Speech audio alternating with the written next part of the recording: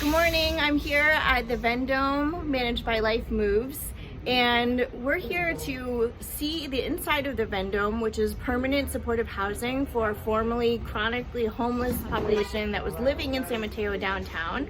And we're going to meet the folks who started the Vendome and are still deeply involved in the work here. We're in the inside of the Vendome here with Steve Carey and Robert Anderson, who helped found this project.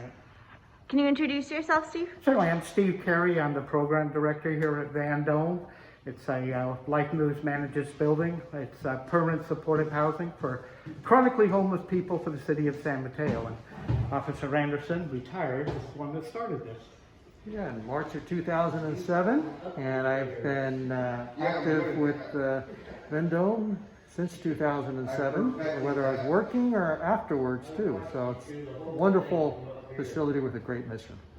And Robert, you are a career police officer, is that right, with the city of San Mateo? Yes, I was there 32 years in uniform. So you saw really firsthand what the limitations were in the tools that we had for our community policing to address the homelessness crisis. Yes. And that was really the inspiration for this project, is that right? Yes, we started the homeless outreach team. The problem was trying to get the homeless into housing. It was very, very difficult. Very few vouchers out there. So we came up with the Vendome. It was an old dilapidated building, 100 years old, and that specifically for the homeless.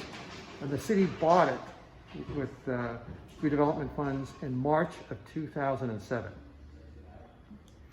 Homelessness is not a crime, but the behavior associated with it is, whether it's drunk in public or vandalism or whatever it might be, but all of a sudden, once they get out of the chaotic environment on the street and get a roof over their head and are able to live in an environment that is more peaceful, they don't necessarily get involved in a lot of the things they did on the street.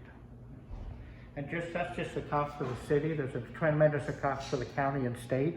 The federal government spends about $93,000 per homeless person. So it's extremely, extremely expensive. The majority of the people that were here, especially in the inception, over a period of time would probably end up in jail. And that is a huge expense for society. So here it's $81,000 per inmate per year in California. Yeah, and here the budget here is about $240,000 we received from the Department of Housing, federal money. Get about 50 grand in rent, and we have about 60,000 philanthropic. Still a little expensive, but nowhere near what the cost would be if these people stayed out on the street. We've had 42 people come through here since 2007, which who knows where they would have ended Well, up. most importantly, we made a difference in the people's lives. They would probably not be alive today if they didn't get the housing and with the roof over their head and not being exposed to the elements. One gentleman was constantly a self-professed drug fiend, and because of his drug addiction, he was homeless, and he ended up going in and out of prison because he was on a parole. Once he got housed, all of a sudden he got a job, all the arrests and contacts stopped, he ended up getting married. I actually saw him yesterday in the Safeway parking lot, and we talked, and he is doing great, and as opposed to what his life was like on the streets. Yeah, and remember, this is a housing first model. So regardless of their mental health status, regardless of their drug or alcohol addiction, we bring them in and house them and then work on them. Are we successful at times? No, but either or, they either go to a care home or they do pass away. But I remember one time Robert telling me, I was like, oh, I'm gonna get everybody sober and into Harvard, I'm gonna do all this. And he kind of said, well, don't get your expectations too high. Maybe the best thing we can do is let them die in dignity. Mm-hmm. So at least they die here. While they were here, they celebrated every birthday, every Easter, every Christmas. They were recognized. Without this place, it would be the transient died in Central Park. We've seen that many times. Yeah. What's in here, some of them come in with very bad health, and it's hard to turn it around, but at least they pass away in dignity and not behind a dumpster like I've seen out on the street many times. Yep. And so everybody in here was brought in by the police, and the average time on the street for people without mental health was 10.6 years. People with mental health, it was 13.2 years that they were out there on the street. That's a long time. And I really believe that everybody counts and nobody counts. And what I mean by that is, if some people think, oh, well, these people count, but if you're homeless, it doesn't count. Well, everybody counts, and that's why we've gone, along with the city of San Mateo, has really made a difference in the homeless that were downtown San Mateo for years, in some cases decades. And instead of seeing them out there with their shopping carts, we got them, each and every one of the 28 that when we started this program, off the street. And I think that is a great example of everybody counts and nobody counts. yeah, I've always said when I'm promoting, marketing this place, the city of everybody talks about helping the homeless. The city of San Mateo actually put their money where their mouth is and actually did something. There was an action, they created housing for their most vulnerable people. That's rare. I mean, again, it's easy to talk, but this city actually spent the money and did something, and that's pretty rare. This is homeless outreach team for San Mateo. Picture of Vicky right up there with the police. This is rapidly housing, healthcare for the homeless, rapidly housing manager, and this is the healthcare for the homeless and the Kaiser Hospital compact, and then this is my little place in the world.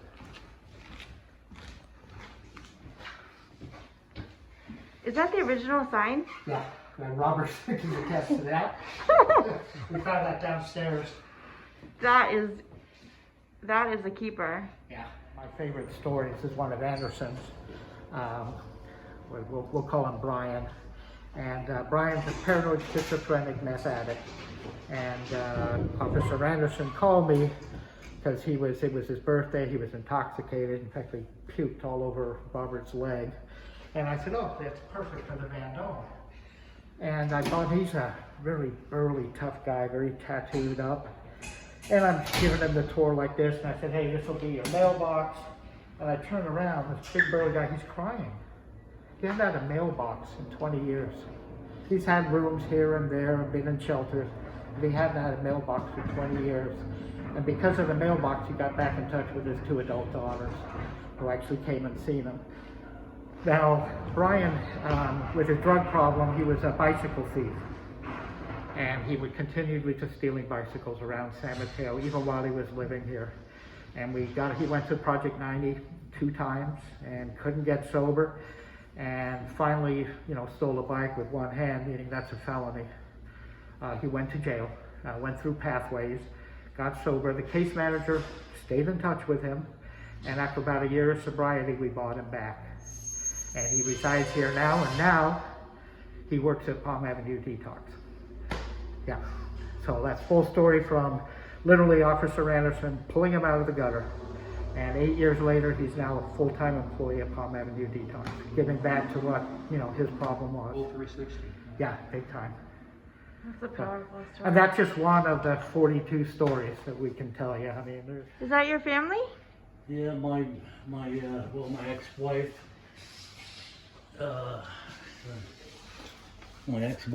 Lupita, my daughter, Kimberly, my son, Justin, my sister, her husband, and her kids. They live back east in New Jersey. We got a beautiful family. I'm glad that you're here and that they don't have to worry about you. Yeah. And I have a grandson. Oh, you're a granddad too. How old's your grandson? He's 6. That's a good age. Yeah. Well, thank you for sharing your story. Oh, you're I'll welcome. just call her by Alice instead of her real name. Yeah. And she was like the poster person of being homeless in downtown San Mateo. She had the shopping cart, was across the street from Drager's, had the juniper growing around her because he was there for 12, 15 years. And people were saying, hey, can't you help her? And help had been offered, but she never accepted the help. And she just with a long raincoat. Well, when we did the Vendome, we had some room set aside for women and specifically earmarked for her, but she just would not come in.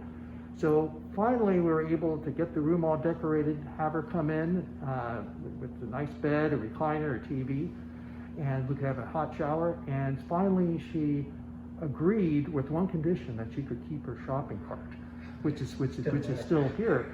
The first night she was in the Vendome, she took a hot shower for 45 minutes. Why? Because that was her first hot shower for like 15 years, because she used to bathe in the public toilets at Central Park. That's how she kept herself clean. What a difference between that and living here now. Yeah. And she has really come around. It just shows you what an impact this facility has made. The San Mateo police are everywhere on this. There's Robert there, Officer Hughes, Officer Jorgensen, there's Officer Johnson, Captain Norris, Officer Colby. On the top one, we finally got a picture of Robert in uniform. That was a find. You know, born in Burlingame, father a doctor, went to Sarah High, UC graduate, and ended up homeless. Mental health issues. And he's been here a long time. He's not working though. He works at Kmart across the city. My school's Yep. Yep. And this is Mr. Shabota's room. He's our most current one. Robert was living in his car for 7 years, and we just brought him in. So with that, you know, they get microwave, refrigerator. This is all provided. The rent is 30% of their income. That ranges from $50 to about $700. So, and then what is nice, if Robert just kind of lost his job because of COVID, he's not going to lose his housing. We just don't charge him any rent. Or if a job, they get less money or whatever happens, they're never going to lose their housing. So that Gary that came by, he was a really good contract worker, and he'd drink himself out of a job, end up in a shelter, and had that cycle going over and over. And finally, Officer Johnson found him in Central Park and brought him here, knowing if he loses his job from drinking, he's not going to lose his housing. So he's been here a long time.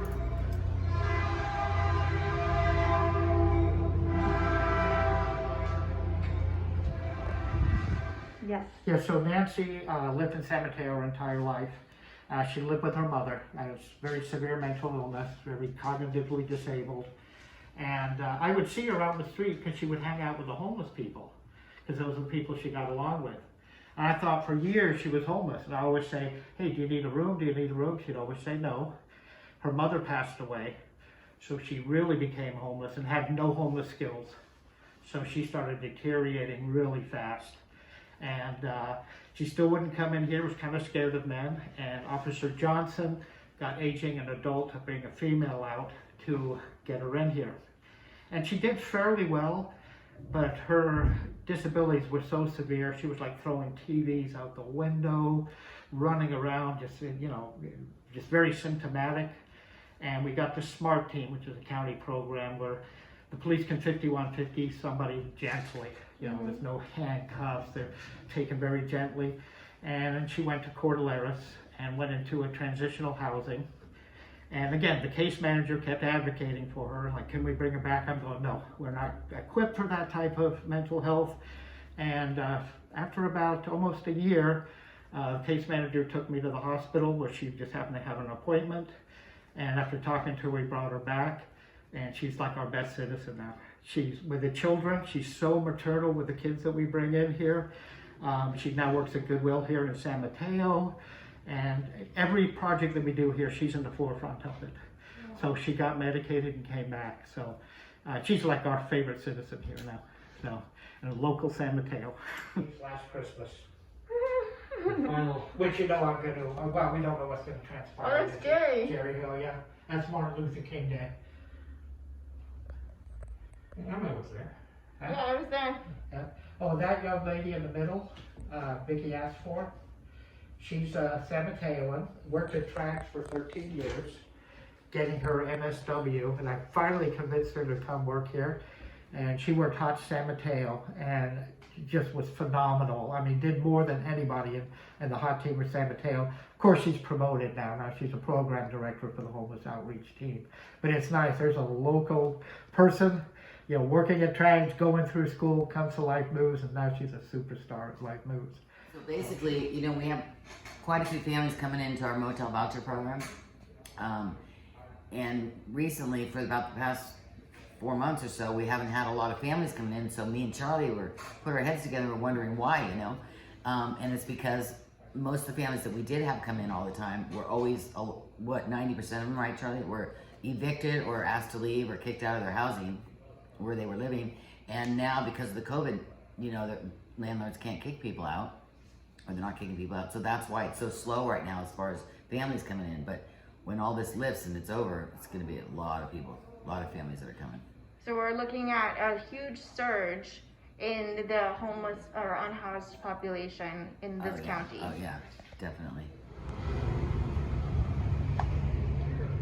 What was nice, somebody wrote to the Daily Journal, letters to the editor, kind of like two San Mateo landlords. So the letter basically said, I wish all the landlords could keep it as clean as these two buildings on 2nd and Claremont. So, and look what they are, a recovery place and a homeless shelter. This is Project 90 across the street. Yeah.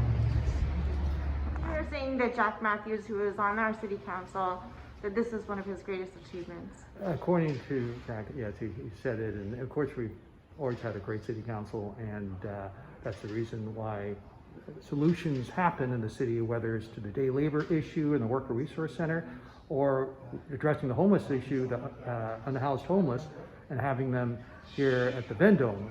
The city has always been the forefront of solving things that other cities are still struggling with.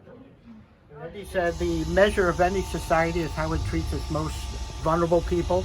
It's nice that the city of San Mateo measured up and put their most vulnerable people housed. I got to be director of here because I was suffered from untreated alcoholism. You know, even though I went to Mills, Skyline, USF, ended up working at Fidelity, running California, Hawaii, and Guam. Because of that untreated alcoholism, I ended up at one of Life Moves shelters where I got sober, and I didn't drink away my business acumen, so Life Moves gave me this. I thought I would do it temporarily and go back to the mortgage industry, but I've been here 10 years because giving back to your community, it's priceless.